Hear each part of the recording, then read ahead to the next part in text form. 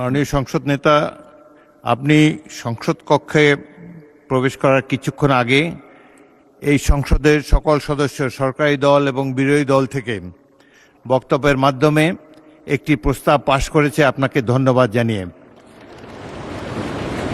আপনার সাম্প্রতিক মালয়েশিয়া এবং চীন সফরের ফলে দেশের মর্যাদা বৃদ্ধি পেয়েছে বলে সবাই অভিমত ব্যক্ত করেছে এবং বাংলাদেশের অর্থনীতিকে, পররাষ্ট্রনীতিকে এক নূতন দিগন্ত সূচনা করেছেন আপনি এই সফরের মাধ্যমে।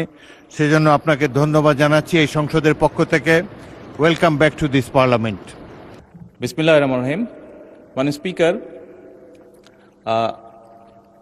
যে বিষয়ের উপরে আমাকে ধন্যবাদ জানানো হয়েছে এই সংসদের পক্ষ থেকে, তার জন্য আমি আন্তরিকভাবে কৃতজ্ঞ এবং আন্তরিকভাবে সকল সদস্যকে ধন্যবাদ জানাচ্ছি।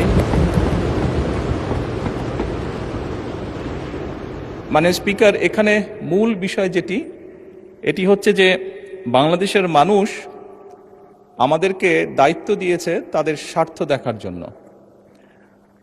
আমাদের দলের অবস্থান থেকে আমরা একটি স্লোগান ব্যবহার করি, সেটি হচ্ছে যে বাংলাদেশ ফার্স্ট বা বাংলাদেশ প্রথম। আমি যে কাজটি করার চেষ্টা করেছি মাননীয় স্পিকার, আমি আমার অবস্থান থেকে আমি আমার দেশের মানুষের স্বার্থ নিয়ে কথা বলার এবং সেই স্বার্থ রক্ষা করার চেষ্টা করেছি মাননীয় স্পিকার। মাননীয় স্পিকার, এখানে আমাদের কারোরই কোনো ব্যক্তিগত কোনো বিষয় নেই। এটি যদি কোনো কিছু অর্জন হয়ে থাকে, ভালো কোনো কিছু অর্জন হয়ে থাকে, এটি বাংলাদেশের অর্জন।